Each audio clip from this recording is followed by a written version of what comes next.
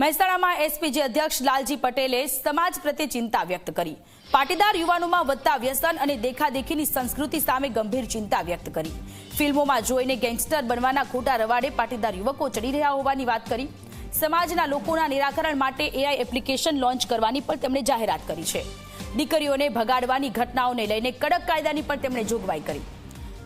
મંદિરના પાટોત્સવમાં થતા ખર્ચને બદલે શિક્ષણમાં ખર્ચ કરવાની અપીલ છે. ટૂંક સમયમાં જ એક વિશાળ મહાસંમેલન બોલાવવાની પણ જાહેરાત કરી છે.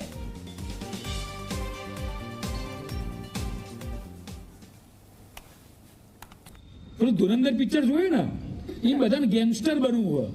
બાઇકની અદા, ગાડીની અદા, પિસ્ટલ પીવાની અદા, ડ્રિંક કરવાની અદા. આજનો યુવાન વ્યસનમાં કેટલો તરબડ યાર, તમે જોવા જ ખરા. આજે દુઃખ સાથે મારે કહેવું પડે કે ગુજરાતની અંદર કોઈ પણ પેપરની અંદર નામ આવે ને પાટીદાર સમાજનું તો કાળજું કંપી જાય યાર. ત્યારે આપણા દીકરાનું સટ્ટામાં નામ આવે, આપણા દીકરાનું દારૂ પીવાનું નામ આવે, આપણા દીકરાનું જુગાર રમવાનું નામ આવે. કોઈ પણ પાટીદારને પૈસાની જરૂર હોય તો કોઈને ફોન નહીં કરવાનો. લ્યો, કોઈ પણ પાટીદારને પૈસાની જરૂર હોય તો કોઈને ફોન નહીં કરવાનો, એસપીજી ઓફિસે જ ફોન કરવાનો. આજે 2 કરોડના ભંડોળની અંદર તમે એટલો વિચાર કરો કે એક પણ પાટીદારે, કોઈ પણ પાટીદાર એસપીજીની ઓફિસમાં પગથિયું ઉતરે એટલે 50,000 થી લાખ રૂપિયા લઈને જ ઘેર જાય. વિચારો, દુનિયામાં કોઈ સંસ્થા બની આવી?